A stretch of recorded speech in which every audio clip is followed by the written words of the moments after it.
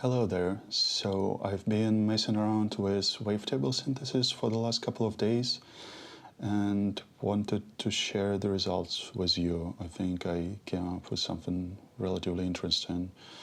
So I guess you already know what wavetable synthesis is because say, for example, Ableton already have a built-in instrument that does that, and there is also Serum, which is a standalone synthesizer, also wavetable based.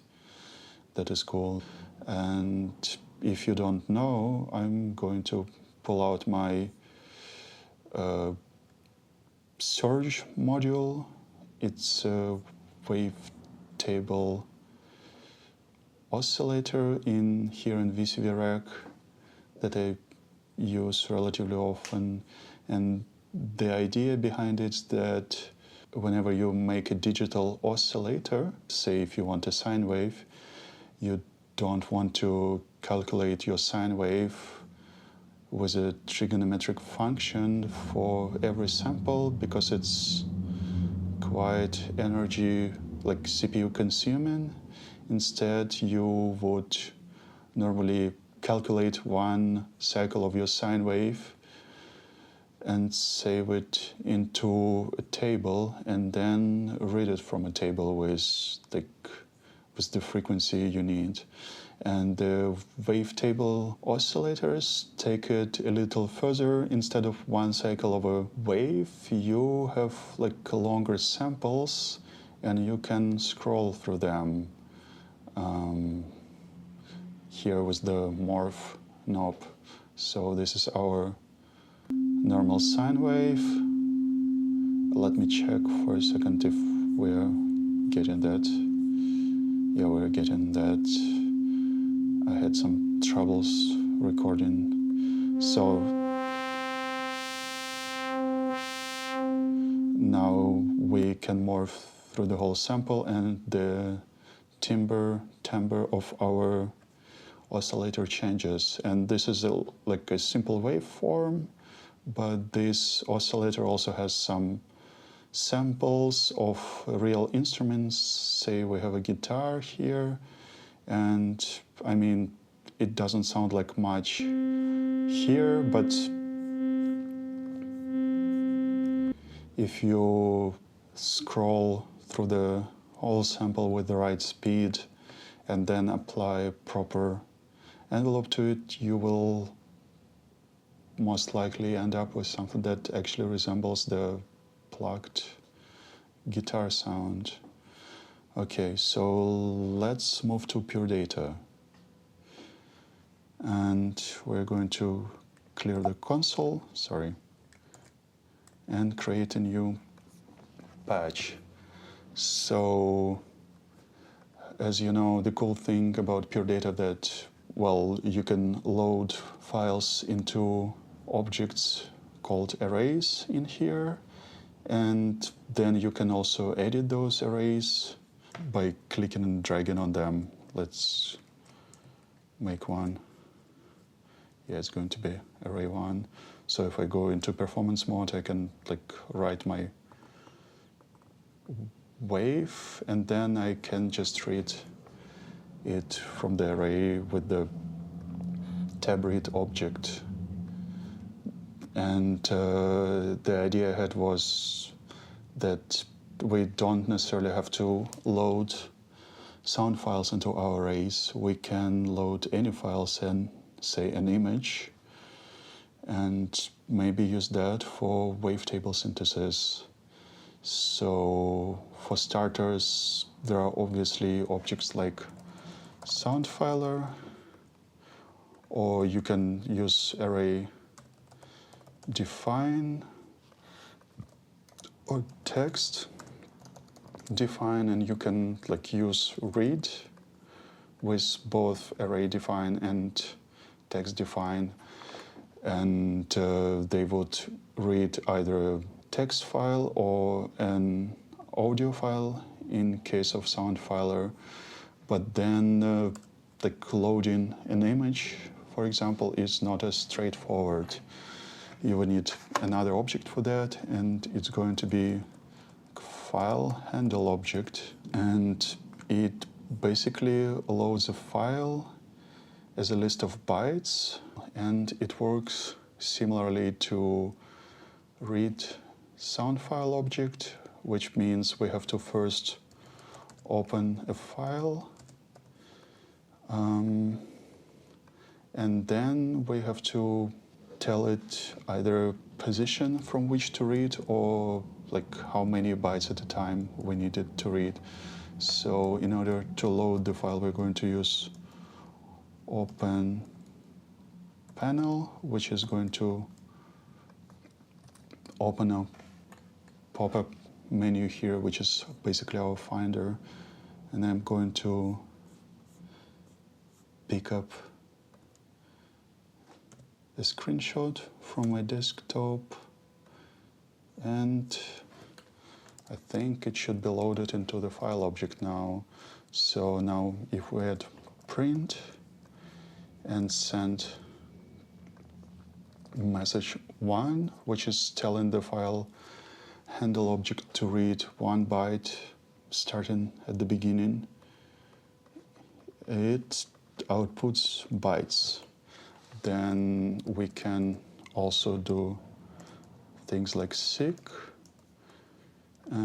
let's say 5, which tells first to our file handle that it has to go to the 5th byte, and then, yeah, we have to do it every time. It outputs the 5th byte.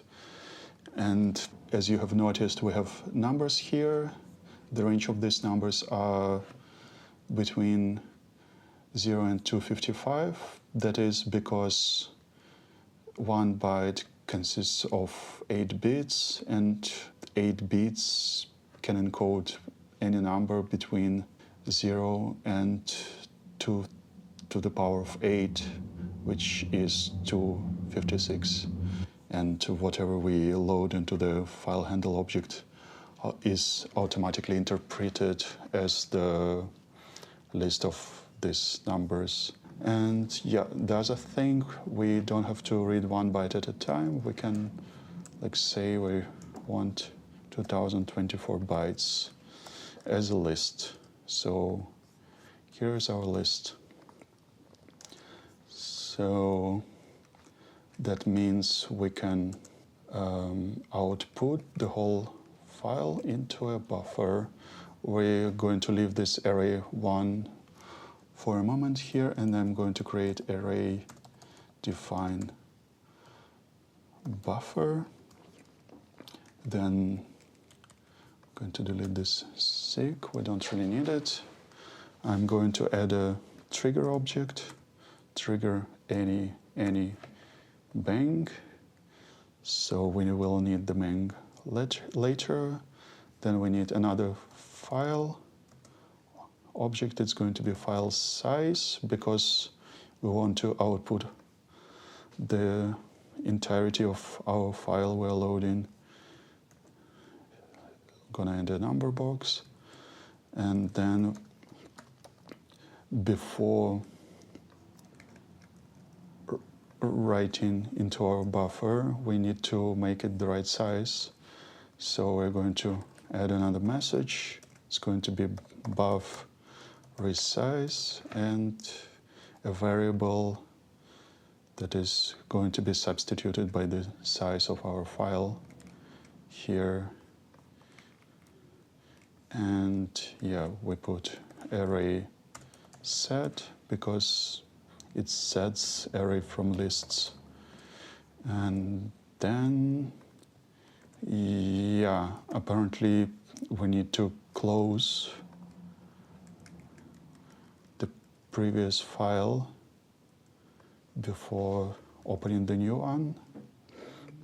So then we have message clear banged first, then we have our open message with the file name, and then we tell the size of the file, so all of it to be output into our array. Let's try it again. Yeah, maybe let's take a smaller file. here. I guess I forgot something. Oh, because it's not clear, it's close. I'm sorry. Yeah, let's try that again. And here's our file, all of it. All right, so next thing, I want to get rid of some of the artifacts this data gonna cause us, and because obviously we're not dealing with sound file, so it's like in terms of spectrum it's not limited to our half of the sample rate, so it's necessarily going to have some aliasing coming through, but again it really depends on what you're looking for, because I mean, since I want to make a wavetable synth, I want to at least hear the pitches clearly, but yeah, it sounds pretty cool on its own without any preparation, but still we have to scale it to the range that our speakers can reproduce, which means that from 0 to 255 we need to scale it to -1, 1. And we're going to create a trigger object. First it's going to write into our buffer, then we're going to manually take the output of our buffer and scale it one element at a time. I mean, I don't know, maybe there is a better way to do it, but I couldn't think of it, to be honest, so you have to deal with this for now. Alright, then I want to try this new counter I saw in the help file recently, actually. I think it's pretty cool and concise. We just created a variable. It's a value object actually, and we called it I, so now we can use it in expressions. So expression I equals to I plus 1 is going to accumulate floats for us if we send banks to it, which is what we need, because we need a counter to go through every index of our buffer and then rewrite it. So let's see, I is 0. Yeah, it works. So we are going to add an until loop.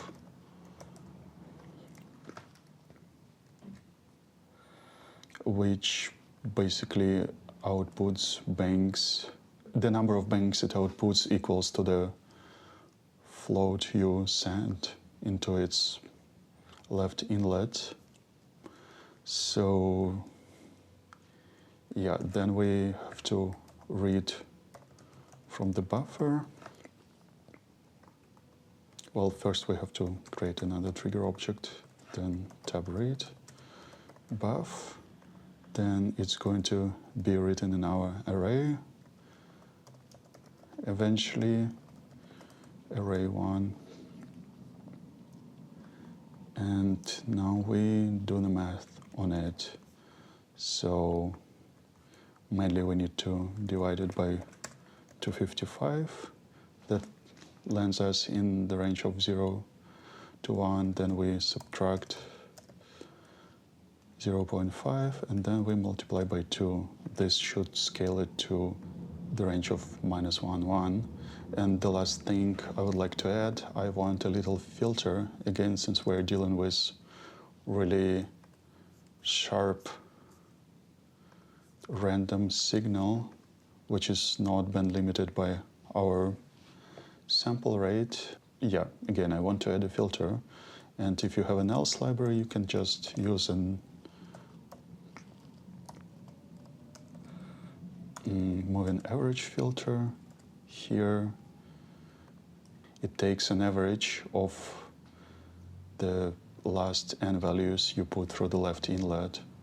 So if you say n equals to 4, you're going to sum the next 4 values it receives and then divide them by 4, because that's how averaging works. And that should work like a low pass filter. It should smooth our signal. And yeah, I also want to show how it's made, because I think it's pretty neat the way it's done in else library. So we're going to make our own filter. We have an inlet. We are going to create a buffer, another buffer. It's going to be array define tab $0, and it's going to be the size of 4 for our purposes. It's also a pretty random number. You can like try larger numbers and then your filter is going to be smoother. Then we want to have a reset here. We're like just going to send constant 0 to our buffer. Do it by with send object, and then we are going to create an expression. So the first part of the expression is going to, okay, I'm going to refer to my cheat sheet here. And yeah, first we're going to do average, parentheses, quotation marks, and all of this. I think that's the right grammar. Then we're going to create another loop. Yeah, actually, we need another value. We are going to call it j.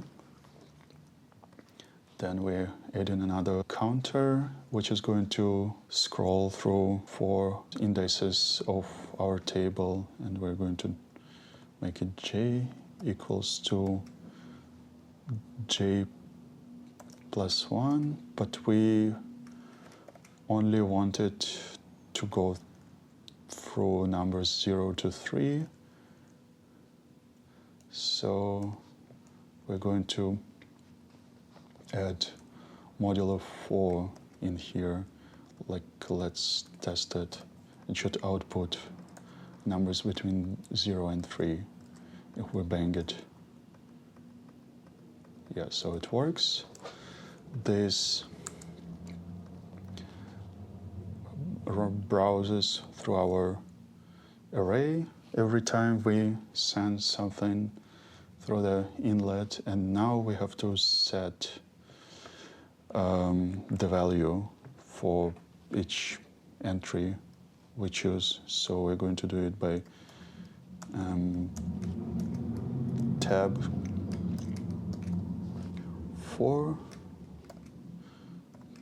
j equals to $F1, which is, why didn't it work?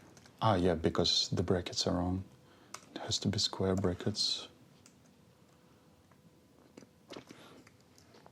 Yeah, first we take the average of whatever inside the table at the moment.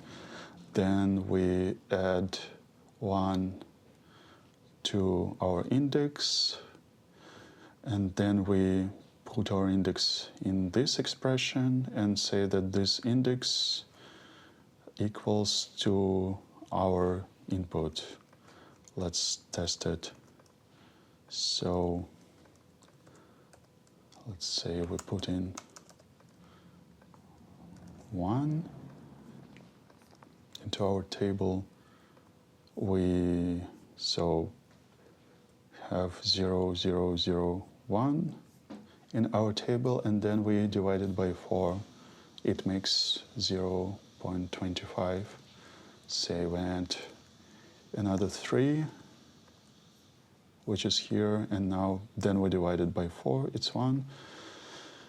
And then we add 7 to that, and it's 275, because it's 11. and not 10, and I thought, whatever, main thing it works. Okay, I'm going to save it now and then test it. Desktop wave synth 2, and then we're going to put our filter in here.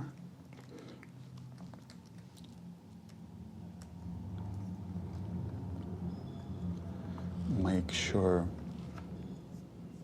it's all set. Then I would like to make a bigger table because, trust me, we deal with pretty large files and they look prettier when they're not cramped all together in whatever it was, 200 pixels. Then for later we're going to add a bank when the job is done and send it, send it obviously to reset other stuff.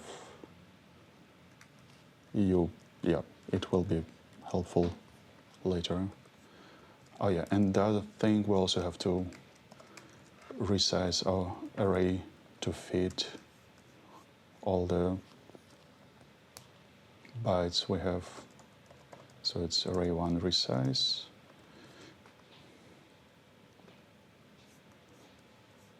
And let's try it with this file. It's a loss meme, by the way, just so you know. Yeah, and now it's here in our array. Okay, so now let's test how it sounds with, what was that? Top play, I think. Output. I think it's going to be really loud and aggressive. Set array 1, so we try to not blow up our ears. You should hear something about now. Yeah, it worked. So it's already pretty cool in itself. We can say that's where we're gonna begin to need our reset. We're going to use tab read 4 to add some speed adjustments. Array 1. So we're going to read it with the phaser. We would need to multiply the output of the phaser, since it goes from 0 to 1, by the size of our array here. Then put it in the tab read 4 object, then maybe scale it a little so our ears are safe, and output. And now we're going to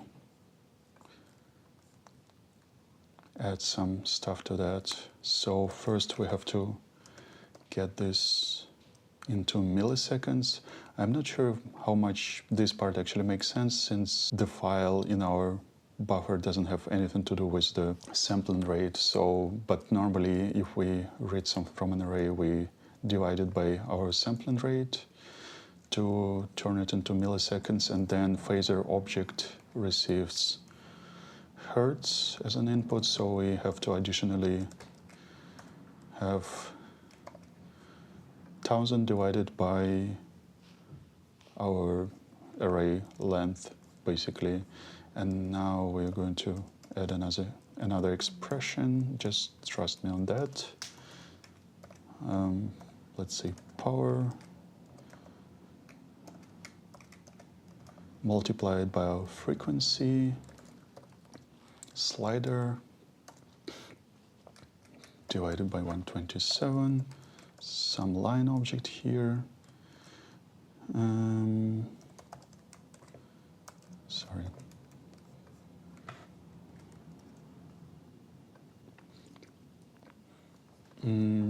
Yeah, this is 65, no, what was it? 63.5. This is going to be in the middle, so at normal speed. Let's try this.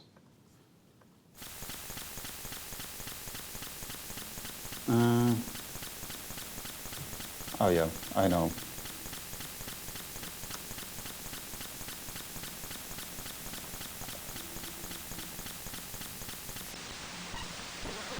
Yeah, that's what we heard before.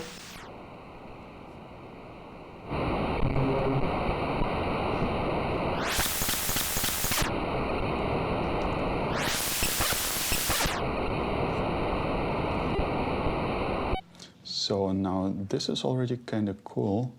The other thing I want to add is, well, let me turn on some lights.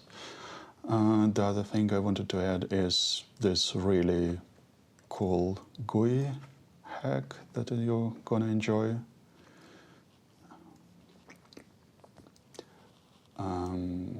Yeah, our height is going to be, I think, 150. No, maybe, was it 140? And then our width is going to be 345, because for some reason sliders have different widths from any other object in pure data in pixels. I still have no idea why. So let's move this on top.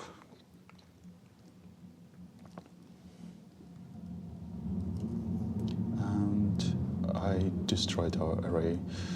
Okay, so now it works, right? But we have to reload the whole thing. And lost meme. Yeah, here it is again. Now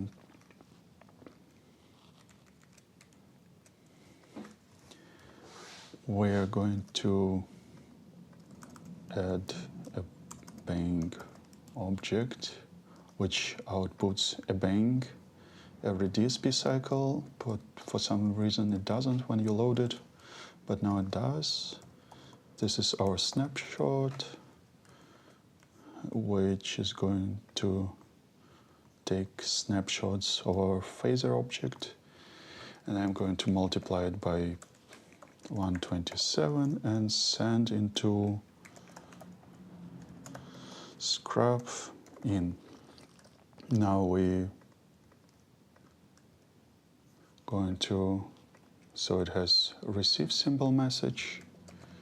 We're going to call it scrub in, and there's going to be a scrub out for later. And now, lo and behold,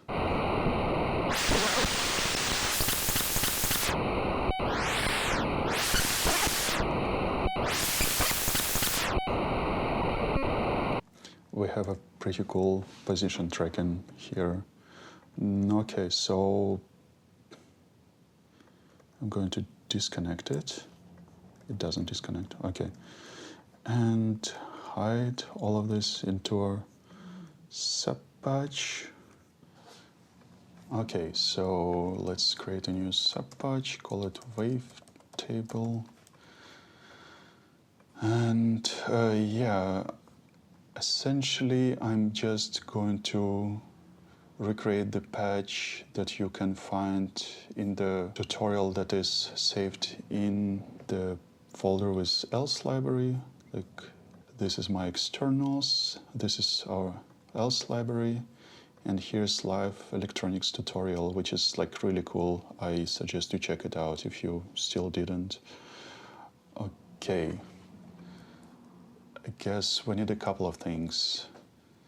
So first we're going to make another phaser to read from the table. Then we need our frame size, right? Remember we had like multiple frames for one sample, and I'm going to put it here actually, like, let's say it's going to be, yeah, let's keep it at 200. It's 200 samples. This is going to be our size. Then we're going to have this multiply object going into our tab read 4 objects, which are going to read from array 1. And the idea is here that we, yes, have two tab read objects which we're going to crossfade between. So we smoothly change from one frame to the next one with little to no artifacts. I mean, you're not going to be able to judge it because we have like really, really weird noisy data here, but if you do it on something that is more like a regular audio file, you would probably hear a really nice clean sound of transition. Now we have to do some add objects. We need two of them.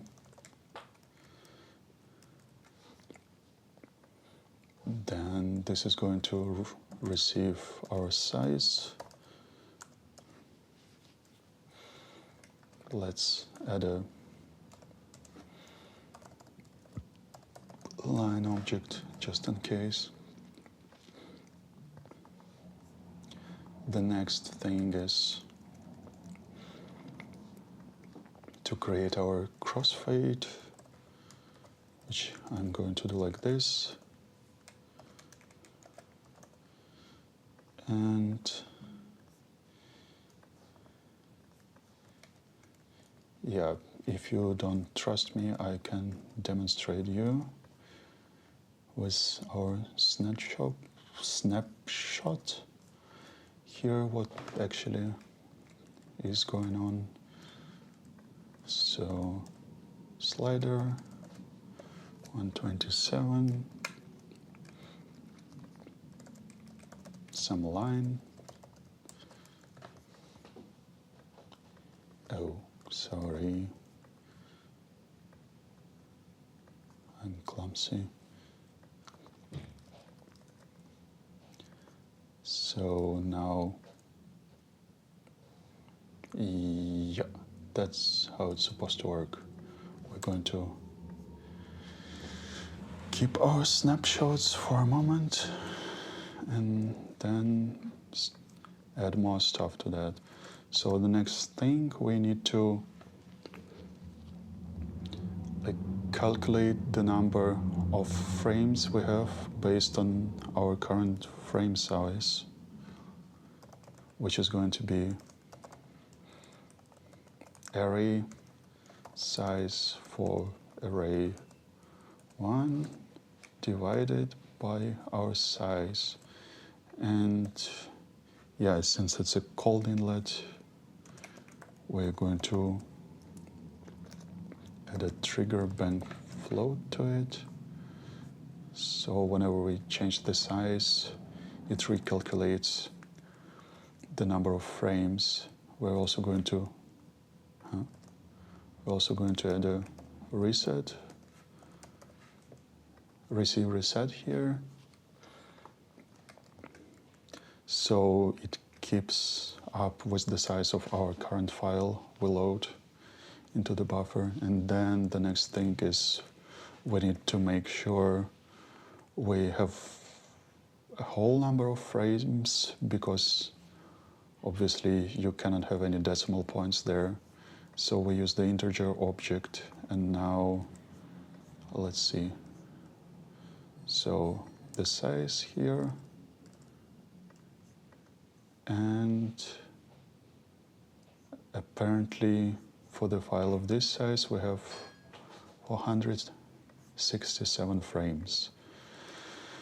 Okay, now I might need to check with my cheat sheet again, but I think I'm doing everything correctly so far. Yeah, so now we need to add the thing that is going to scroll through our sample, and that's going to, we're going to add a slider again. So the input here is from 0 to 1, but then we multiply it by the number of frames we've got.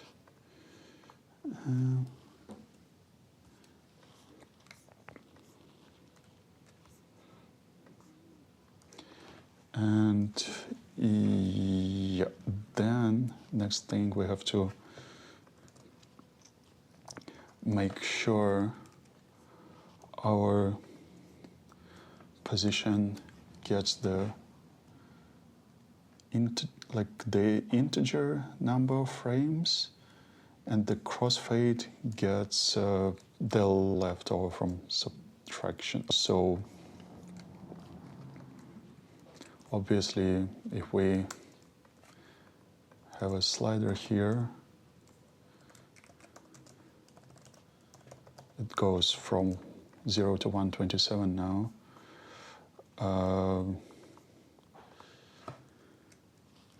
Normally, what we're gonna receive as an output here is going to be a float, so a number with a decimal point. After all, going to be 120 divided by 127, so this is from 0 to 1, as I said before, multiplied by number of frames, and as you can see here at the bottom, well, I'm gonna move it up, we have this decimal point that we don't want. So the wrap object actually just takes the decimal points from the float, and we're going to subtract it from the number we have. So here we have the frames as whole numbers, and here we have decimal points, so numbers between 0 and 1 we get between every frame, which means that we're going to use them for our crossfade here. And then we always crossfade between the previous frame and the next frame.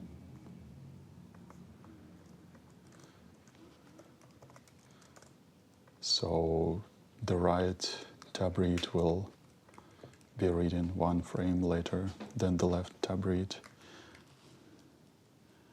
And now I think we assembled everything correctly. I'm just going to move things around because I have to compulsively move things around here. Now,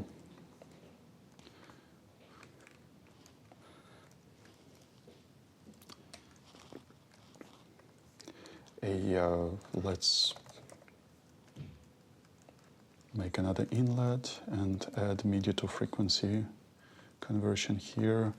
And I'm not sure if it matters, but I'm just gonna add this in case. This is going to reset our phase whenever we load. This is not a straight line. Whenever we load a new file in our Wavetable, I'm going to move this over here, and we're going to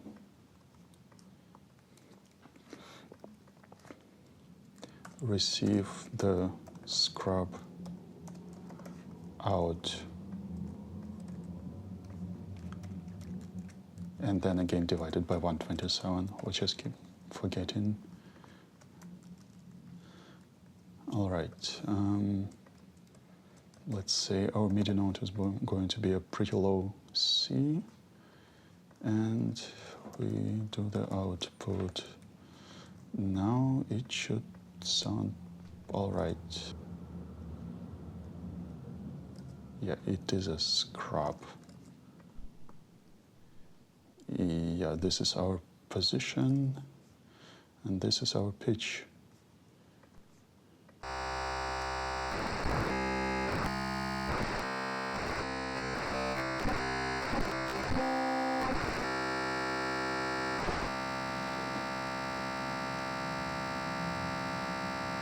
Now we know it works, and you can mess around with the frame size.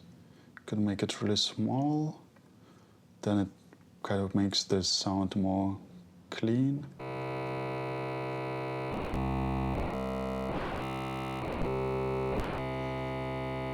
And if you make it really big, then the sound is like more colorful.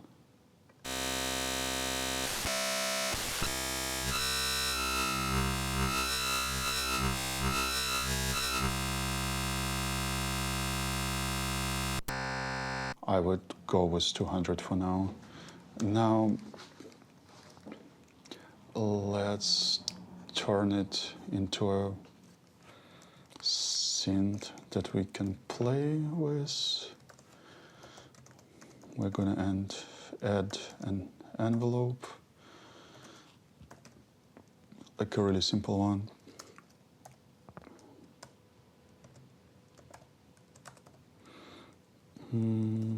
V-line.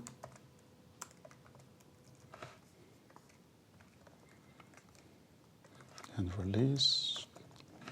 Give them a nice long tail. That's our amplitude envelope, and we can also add a little filter.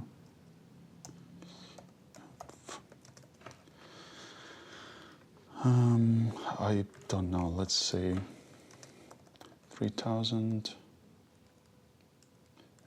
then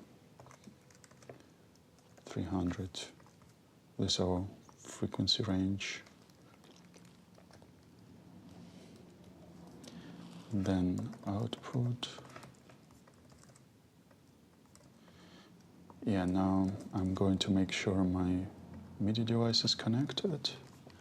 I'm pressing Command comma, and it's not even there. Yeah, so Command comma again, and now we have nano key keyboard. Yep. Then it's going to be node in. Again, we need our pitch and our velocity. Like maybe I put it 1 octave down, and not equals to 0 is gonna trigger our envelope. Now let's see. Oh yeah, well, sorry for that.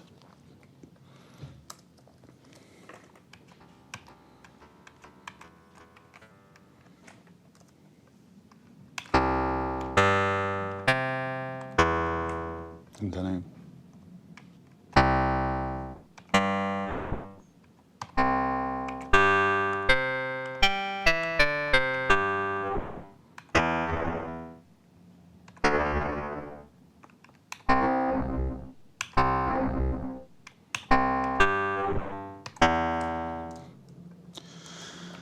so yeah, that works. Now we can try a larger frame size. And as you can hear, there are already some artifacts in there, and if I move it 1 octave higher,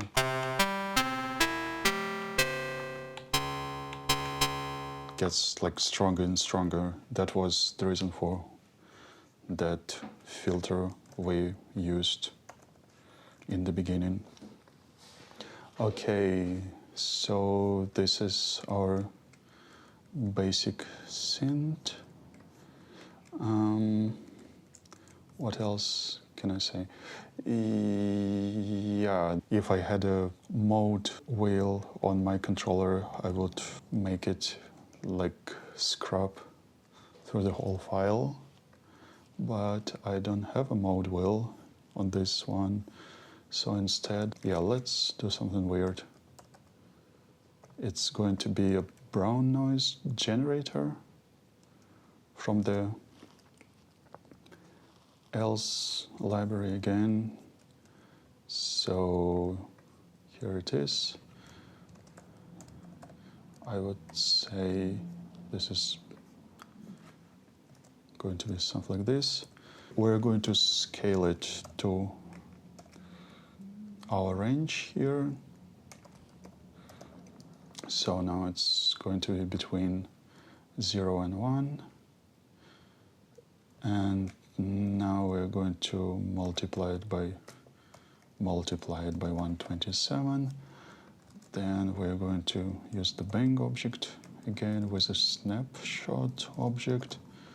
Again, I have no idea why it doesn't output bangs when you create it. But here we are. And we're going to send it to scrub in. Yeah, maybe that's too aggressive somehow. Yeah, but you see what it's doing. It moves in a random way, but stepwise. Yeah, so now maybe 40, I would say. And also we could use a low pass filter here, so it's more smooth. Let's say it's going to be 100 hertz here. Does it get any smoother?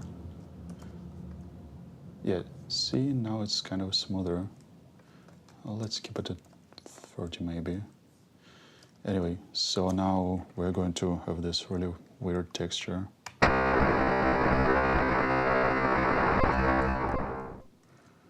Maybe that should be shorter.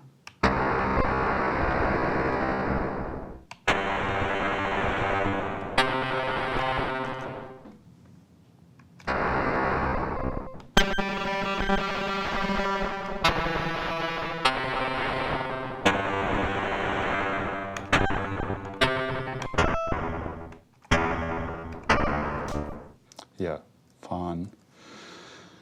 Lots of fun. Okay. I guess one last thing that I wanted to mention is that in my experience messing around with this for a couple of days, it makes more sense to, if you use an image, to use something that has like a limited color palette, because then it's less noisy. Like here we only have white, purple and black more or less, so it kind of works well, but here this might be too colorful. Let's see how it looks. Yeah, so if we play it again with this object,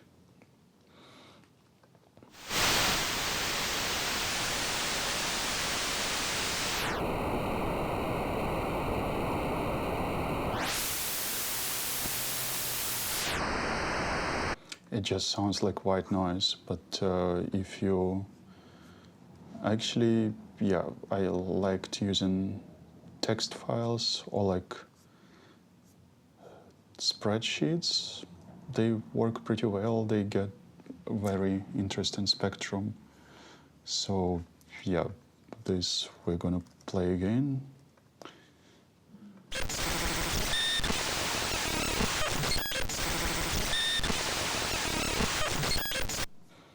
I think that sounds cooler. And then same for the Wavetable synth.